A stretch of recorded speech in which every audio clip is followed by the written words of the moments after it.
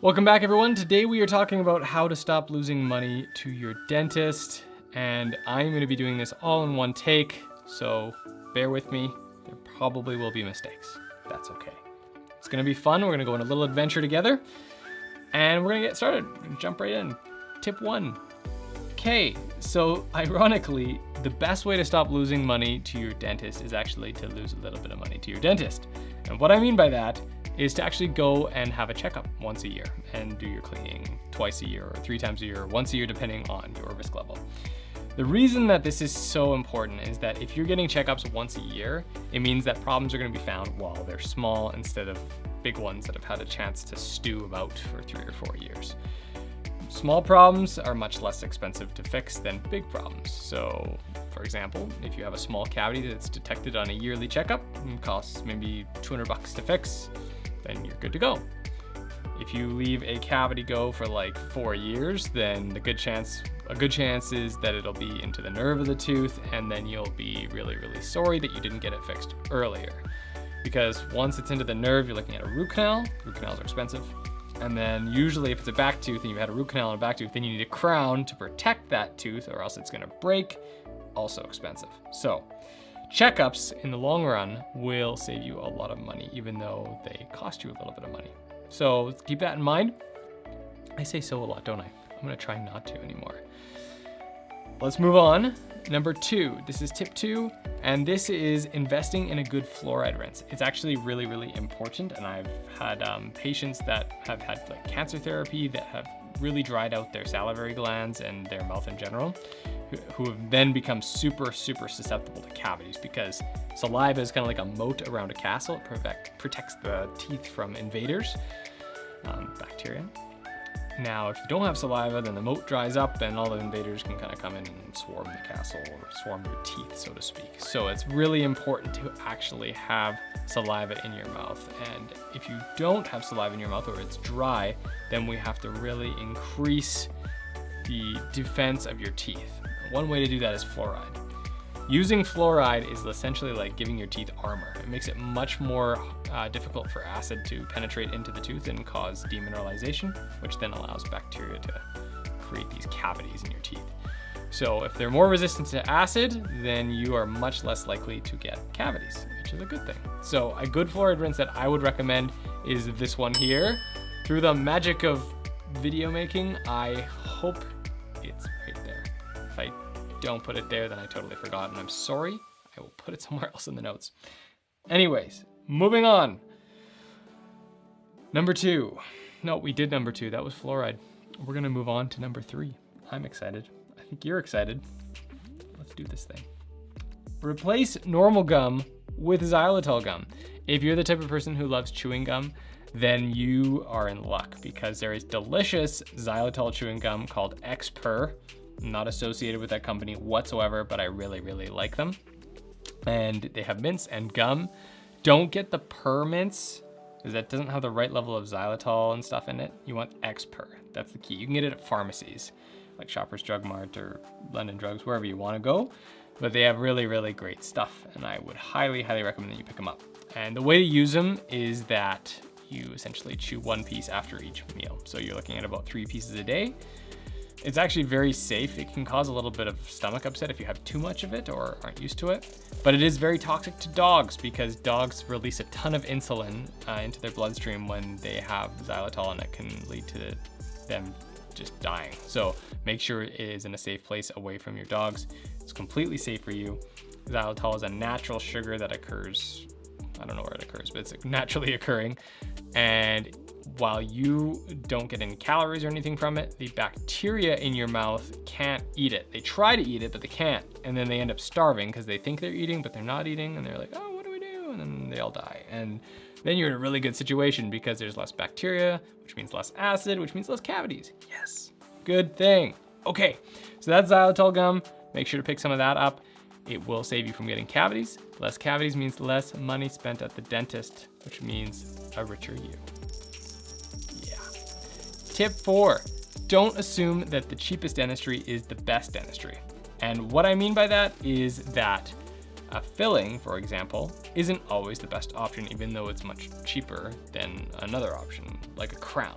say you have a tooth that has a really big filling in it, it's failing, the tooth around it is really thin and weak.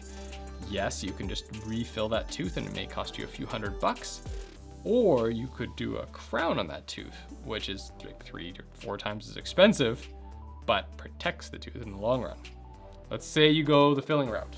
If you do that, then yes, you're spending less money up front, but there's a very good chance that that tooth is gonna break, need a root canal, then need a crown eventually anyways. And then because you did it later, it has a lower prognosis, and then you're looking at having that tooth removed 10 years from now because it didn't work and you need an implant. Yeah, just don't do it. If you get the crown right away, there's only like a 6% chance you're gonna need a root canal, which is 94% of the time you're looking good. And you paid once, yes, it was more upfront, but less cost in the long run. So I hope that makes sense. It's definitely one of those situations where your dentist will talk to you about, you have both options, but sometimes it is wiser to go with the more expensive option upfront because it ends up saving you money in the long run. Something to keep in mind. Another good example of this is the extraction versus root canal thing. So you come in with a toothache, you're like, frick, it hurts. I just want the pain to go away. And you ask your dentist to pull it that same day. And he'll say, have you thought about a root canal? Like, I don't want a root canal, dentist. That's expensive. But long term, if you think about it, getting a root canal is actually gonna save you money. And the reason is, in most cases, sometimes root canals can fail. They've got like a 90% success rate, but let's assume that you're most people. The root canal is going to save you money in the long run because if you have the tooth taken out, well, in order to put something back in, like an implant or a bridge, you're looking at like $4,000 versus $1,300 of a root canal and maybe another $1,300 on a crown. So you're saving money that way. But let's say you just say, I'm not gonna get an implant. I don't wanna put a bridge, I'm just gonna leave a space there.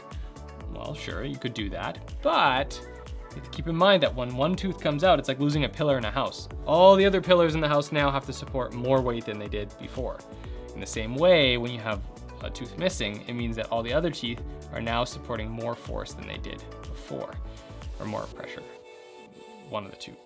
Not an engineer, not a physicist, but yes, you get the idea. And that can lead to more cracking, more damage, more chipping of the other teeth, which then contributes to earlier failures, more restorative treatment needed on those, and higher dentistry bills. If you lose too many teeth, then you're eventually looking at like dentures and all that stuff, and most people aren't happy with dentures, so they end up like paying for implants that are super expensive just to get the dentures to stick. So long story short, save your teeth if you can. If it's a good prognosis, then absolutely do the root canal instead of pulling it. That would be what I would recommend for any of my family members to do. I hope that makes sense. Feel free, if you're not clear on that, to leave any like comments below and I will answer them. And if you have like a specific situation you want to talk about, you can private message me or whatever. Anyways, we're moving on to the final tip. Tip number 5. Know your weakness factors and do something about them. So weakness factors are things like genetics, if you have bad genes for your teeth, and a lot of people of you know this because your whole family will have bad teeth and you're kind of fighting an uphill battle to keep good oral health. Or your diet. So a lot of people were really into like the 6 meal a day kind of thing because it was good for your metabolism, or at least people thought that. But that's a huge risk factor. That's a huge risk factor for your teeth because it means that you're getting way more acid attacks than if you were having 3 meals a day. Something to keep in mind. Every time you have a meal, it means an acid attack. More meals means more acid attacks. So the less frequently you eat, the better. One thing I'd recommend for those people is actually intermittent fasting, because if you think about it, intermittent fasting is this whole idea where you eat only during an 8 hour period of the day, and the other 16 hours are not, you're actually fasting, you're not eating at all. And the great thing about this diet is that, or it's not even a diet, but this schedule is that there's only a third of the day where you can get acid attacks in your teeth. And the other 2/3 of the day, there's this constant remineralization happening, no acid attacks. It's like your teeth are getting reprieved from battle for most of the day. So that's a really good option, and there's a ton of people who are really into fitness that are using this style of eating to actually increase muscle mass. So something to think about if you are into that, and it's also really good for your teeth.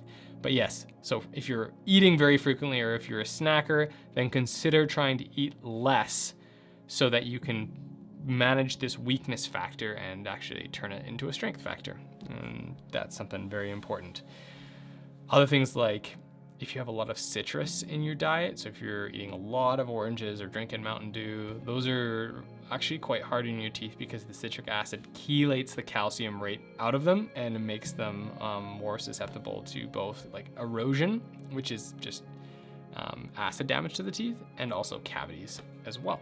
So that's very important to keep in mind as you are trying to limit your dentistry costs in the year. Don't know if that made sense. Let's just pretend it did. Okay. Anyways, those are the 5 tips I wanted to talk about today. Thank you for putting up with my rambling, because I know I probably did a lot of it. If you have questions for me personally, please just leave them down in the comments. I would be happy to connect with you, help you, answer questions, whatever. If you have like a personal question that you don't want the whole world to see, please don't leave them in the comments. You can message me personally through our inbox thing. That would be great. Thank you guys so much for watching. I will see you in the next one. I enjoyed this. Okay, bye.